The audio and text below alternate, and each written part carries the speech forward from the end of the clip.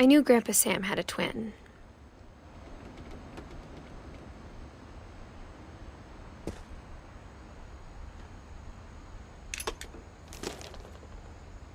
And that he never talked about him.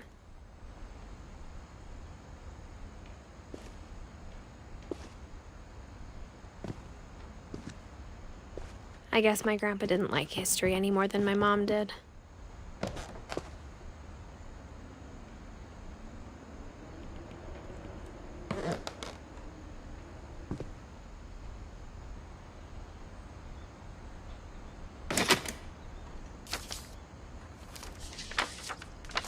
How I Want to Remember My Brother by Sam Finch. The thing I remember is that when he made up his mind, that was it.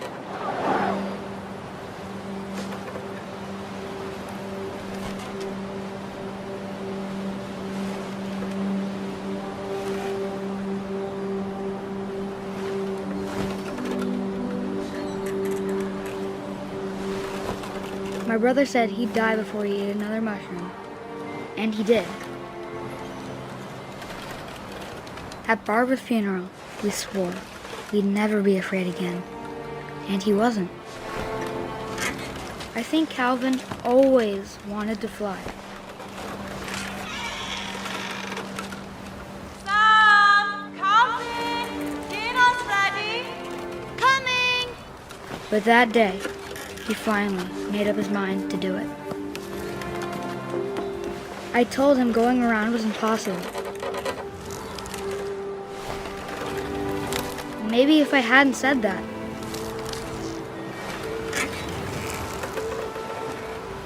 Calvin, I'm not gonna tell you again.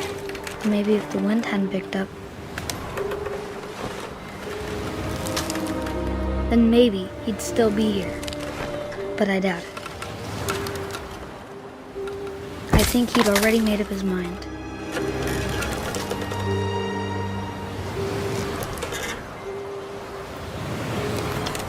That's what I want to remember about my brother.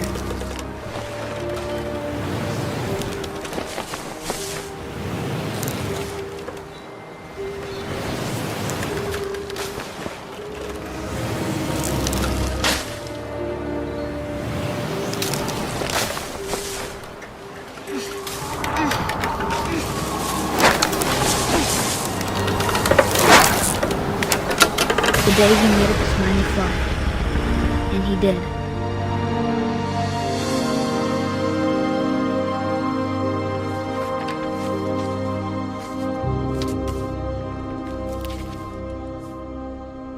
Calvin's story felt strangely familiar. When I was younger, I remember trying to do the exact same thing.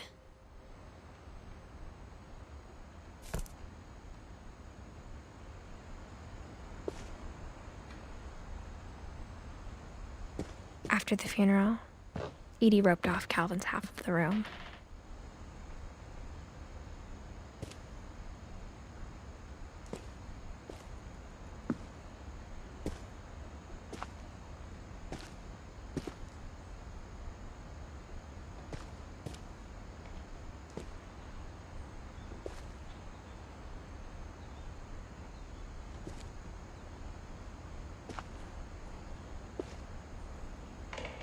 Mom said Grandpa Sam enlisted at 18 and never set foot in the room again.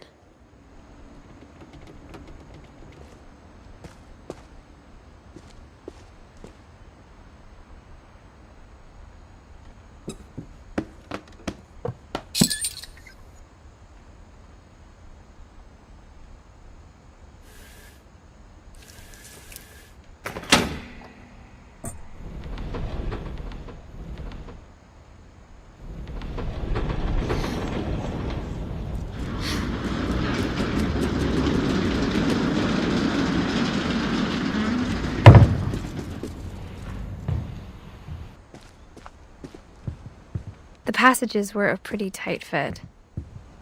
They'd obviously been built for smaller hands and bellies.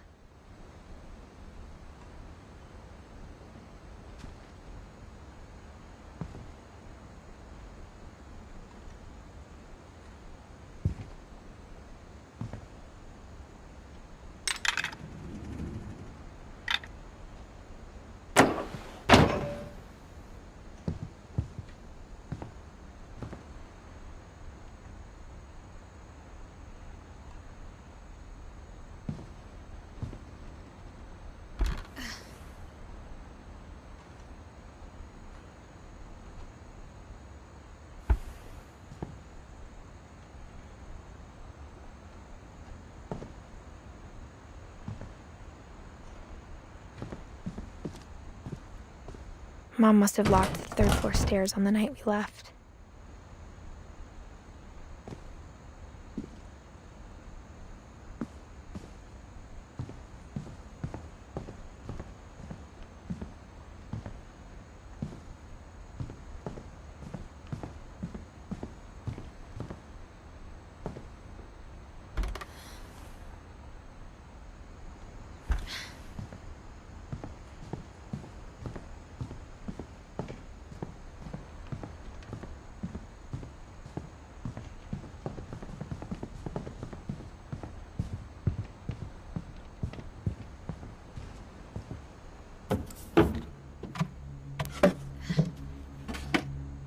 Growing up, I always thought of Barbara as a child star.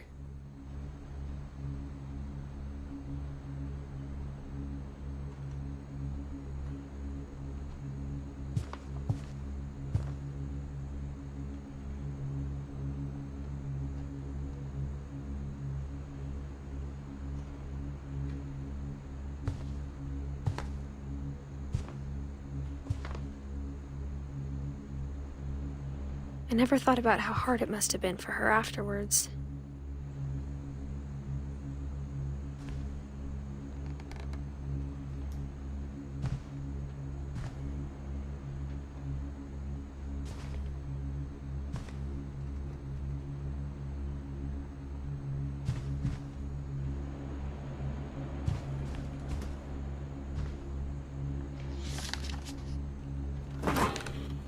Of all the stories people wrote about Barbara's death, I'm surprised Edie saved this one.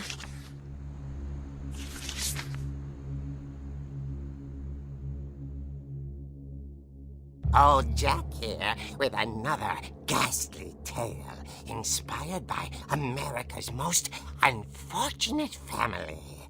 I'm calling it The Surprise Ending of Barbara Finch. As a child star, Barbara was famous for her scream. Now at 16, she was all washed up, a has-been. But in a lucky break, she'd been asked to perform her signature scream at a local convention for monster movie fans. It was just the boost her career needed. Unfortunately, her scream hadn't aged well. Getting better. I think you just need the right motivation. Her biggest fan and current boyfriend, Rick, was about to demonstrate when... Now that was a great scream. It was Barbara's father, Sven. He'd slipped into a table saw and had to be rushed to the emergency room. So Barbara got stuck babysitting her youngest brother, Walter. Her convention comeback was cancelled. Okay, I'm hearing frustration, but I'm not hearing terror. What if I tried... A gang of hoodlums in Halloween masks have been terrorizing Orcas Island tonight. Police are urging residents to... That came from the basement. You're right! Also, I loved your delivery on that. Why is your basement door locked? Because my dad likes making puzzles and secret passages. There's a key hidden in the music box. The secret is to keep winding and winding until finally the key pops out. Thanks, babe. I'll be back in a sec. 20 minutes later, Rick hadn't returned. So Barbara went to look for him, right on cue. She reached for the music box. And as she wound the key, she listened for Rick, but the house was silent.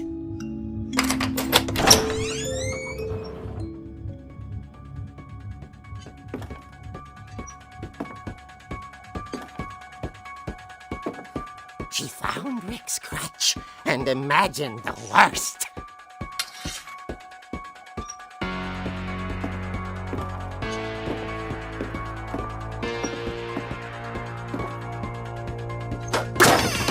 The gang's leader leader is the infamous Hookman killer, Dr. Carl Hamill, who impaled and then ate his family 10 years ago tonight.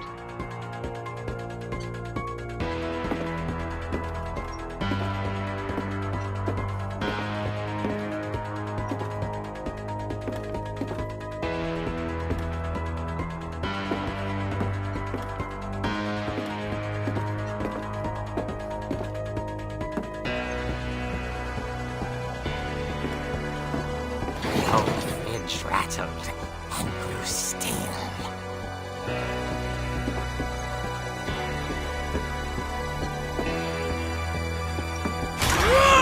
Oh dear! Oh! Rick? Barb, relax. I was just trying to scare you to help you find your scream. Well, I'm not scared, Rick. I'm furious. Then act furious.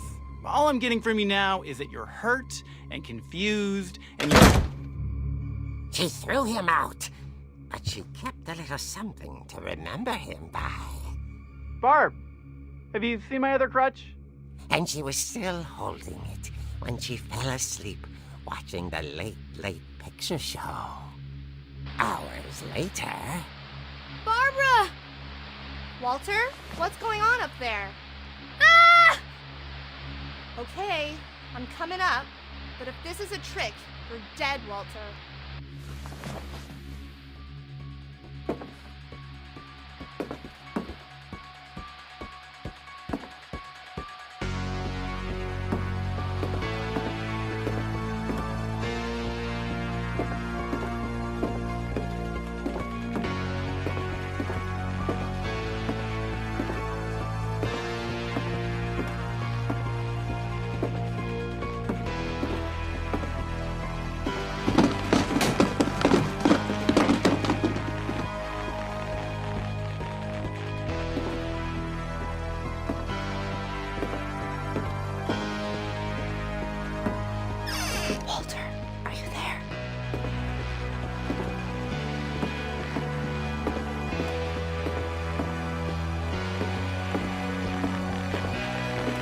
Walter had vanished, but his bedside radio was still on.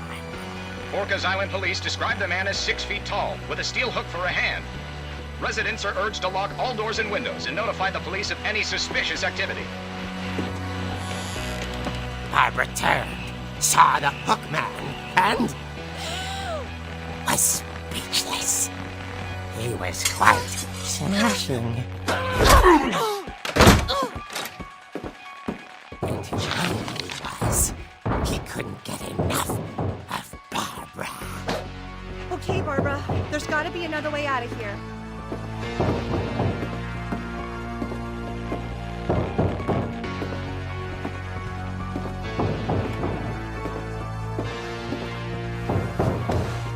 That night, she played her part beautifully.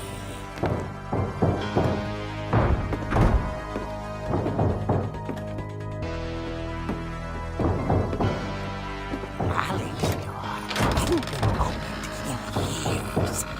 The hinges groaned.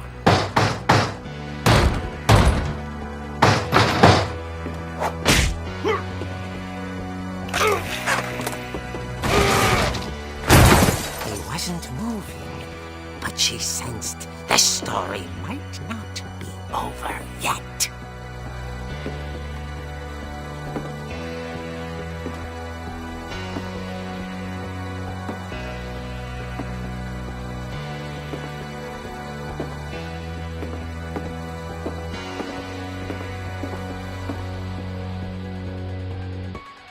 The hookman had vanished. She listened for his breathing, but all she heard was...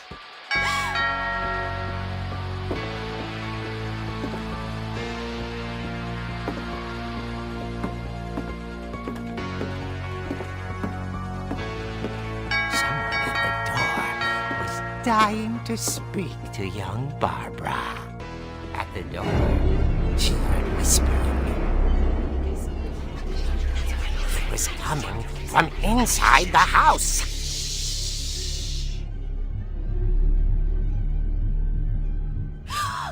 Oh dear. The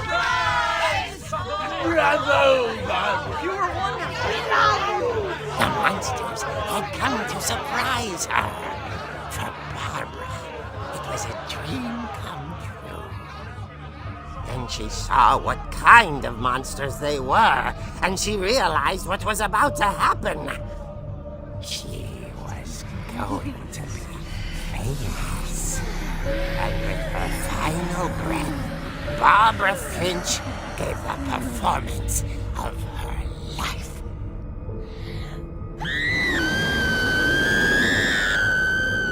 I wasn't there myself, but I hear Barbara was magnificent. Poor girl. She had a taste for stardom. But unfortunately, so did her fans. Of course, the police blamed it all on poor Rick, who disappeared the same night. And little Walter? Hiding under his bed the whole time. He took it all pretty hard, but that's another story. As for Barbara, tucked inside the music box is all they ever found of her. Her ear. Now that's what I call a real eerie tale.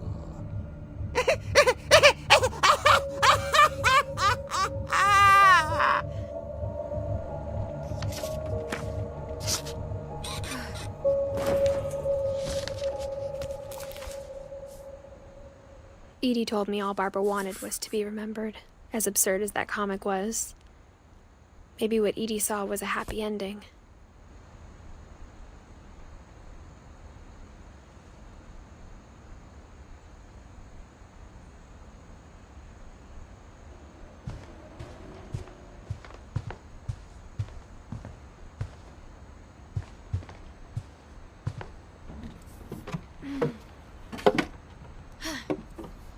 I guess now I know why Mom didn't like me playing with the music box.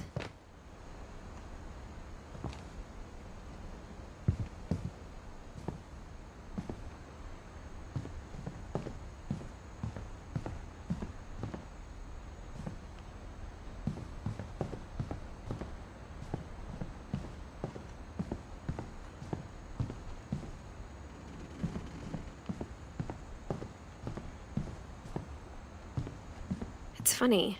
All those times I played with the music box and never found the basement key.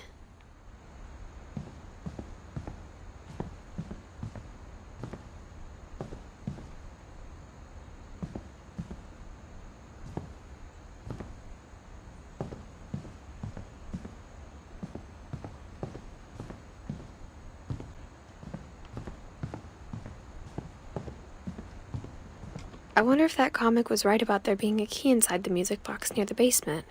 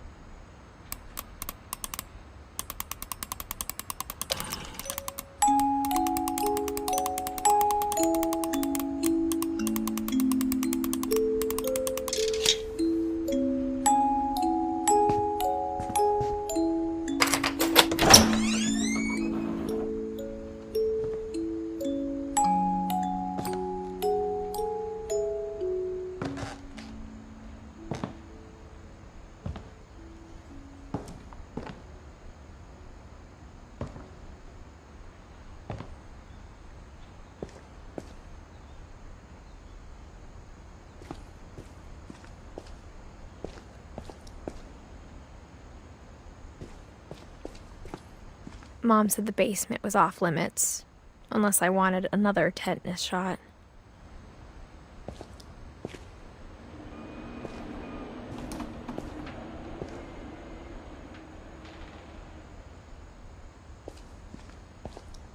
I saw Edie sneak down to the basement once, carrying packages.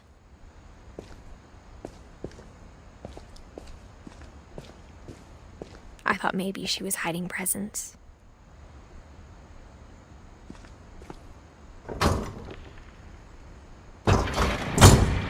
It turned out she was hiding a lot more than that.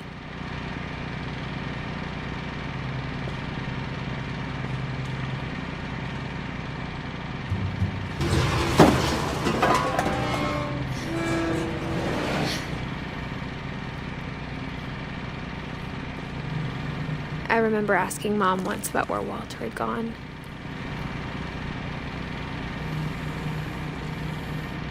She said after Barbara died, he got as far away as he could.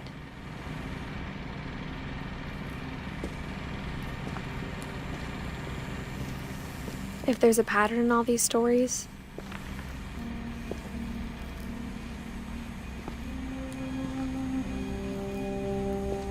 I think it's that none of us has gotten very far.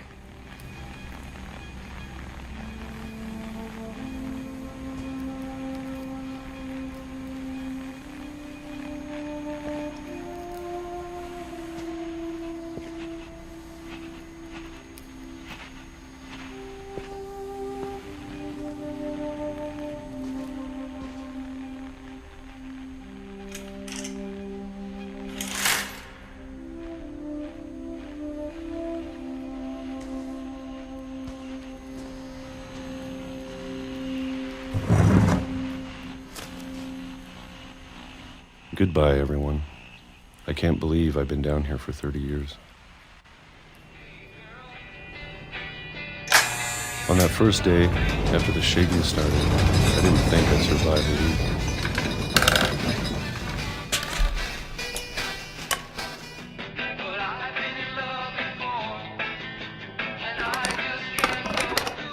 But after a few days, I settled into a routine.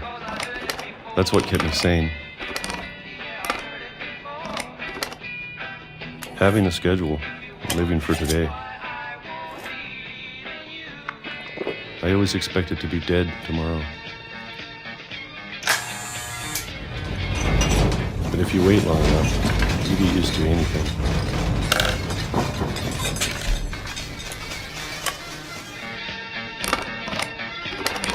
Even a monster on the other side of the door starts to feel normal. Almost friendly.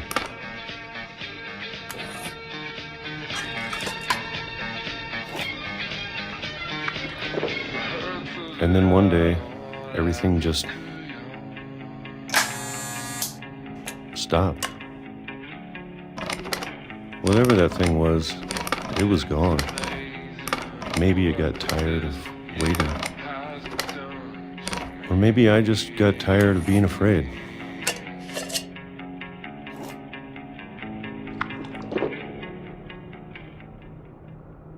It's been a week now, the longest in 30 years. I'm done waiting. I have to leave while I still can.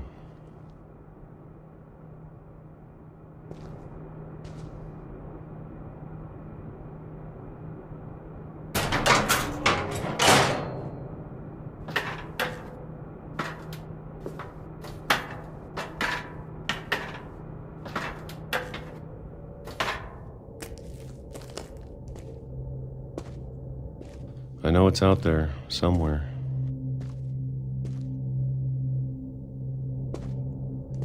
Whatever killed Barbara and Molly and Calvin.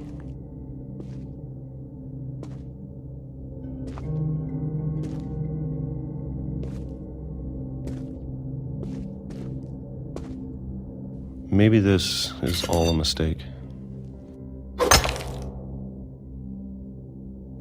But I need to stop living the same day, even if it kills me.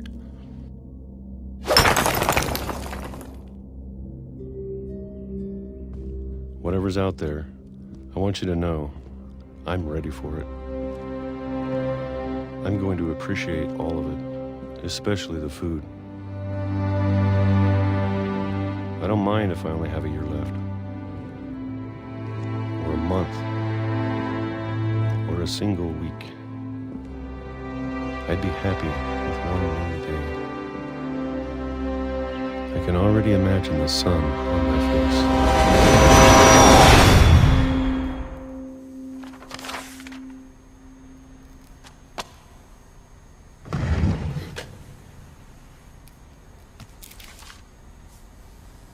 Walter died when I was 6. I can't believe my mom never told me he was down here.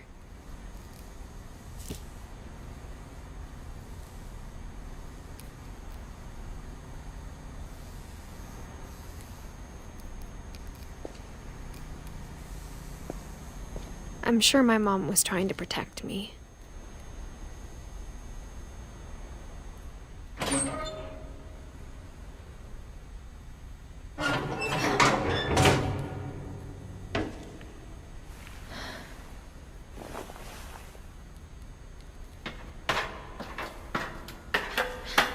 Maybe she was afraid I'd end up like Walter.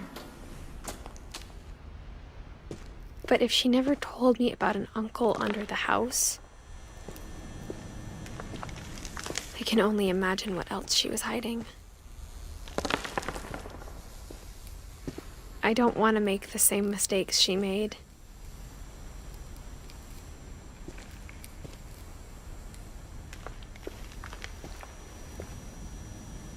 Trying to bury something that's still alive.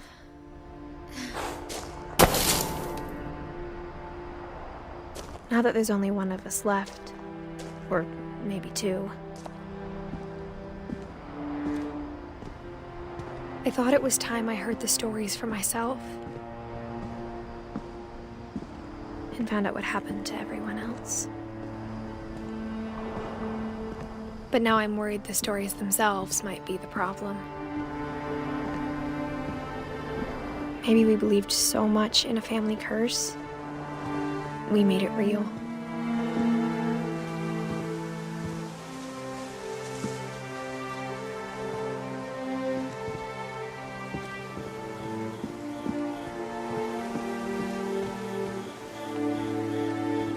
I don't know if I should even be writing this.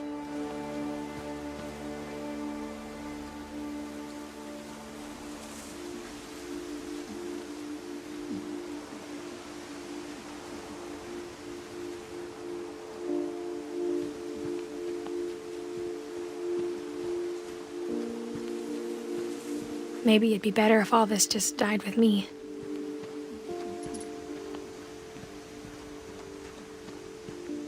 But I thought you should know about your family.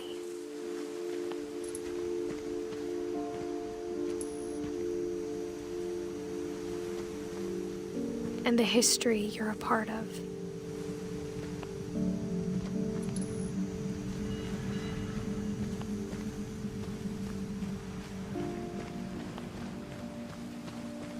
Though to be honest, I feel as lost as you probably do right now.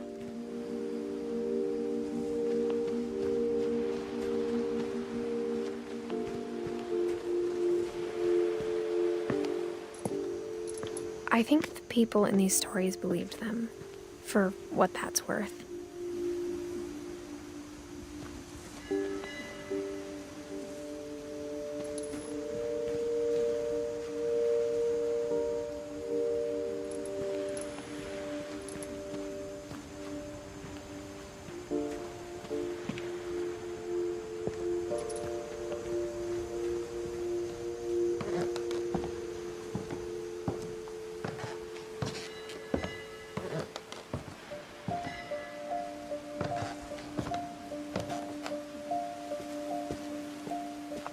And when you look at the house, that history of imagination and stubbornness and madness, any of it seems possible.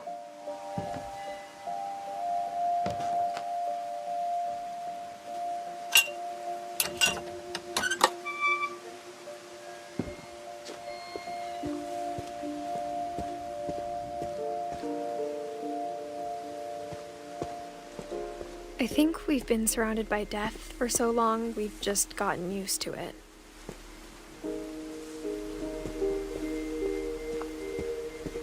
What kind of family finishes building a cemetery before starting the house?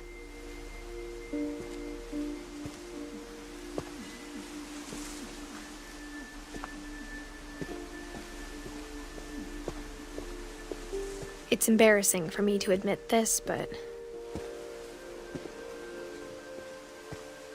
the pet cemetery made me more uncomfortable than the human one.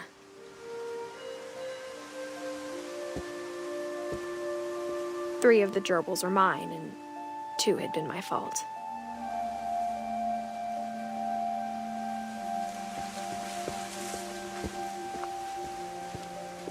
Sven built the house, but it was Edie who designed the cemetery.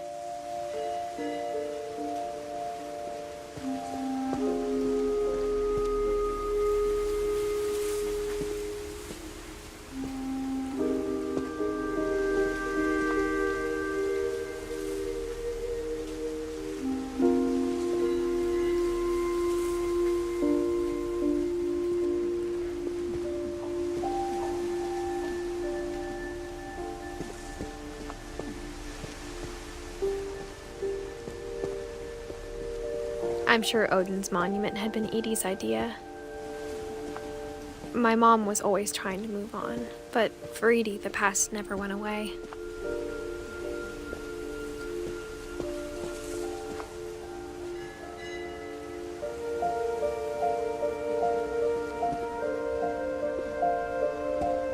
She could see it poking out of the water at low tide.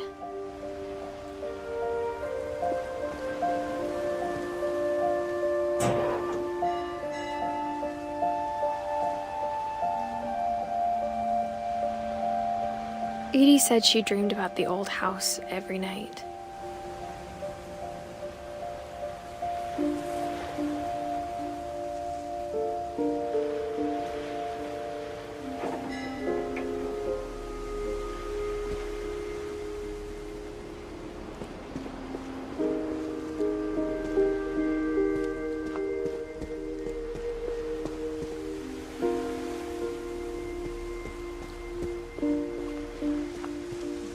Edie's side was always easier for me to understand.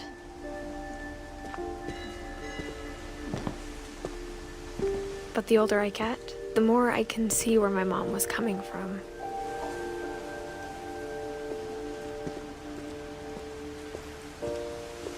Her dad had been pretty strict, but it wasn't enough to save her brothers. She was just trying to do better.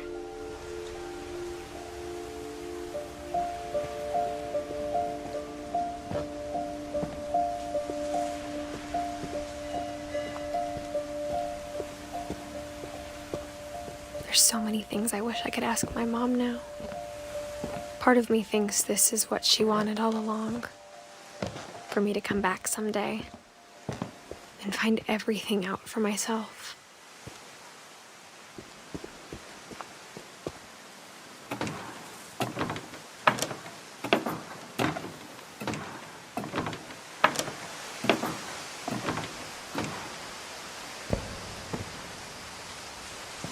But looking back on it now,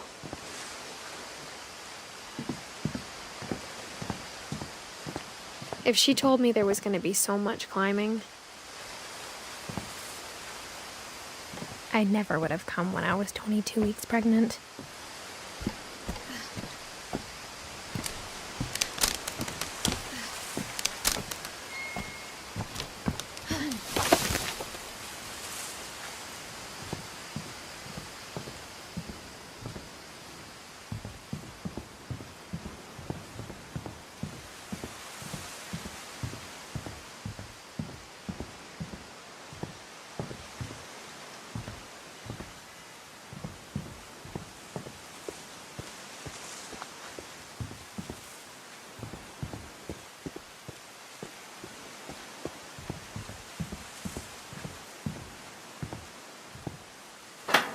I never met Grandpa Sam, but I think he and my mom had a lot in common.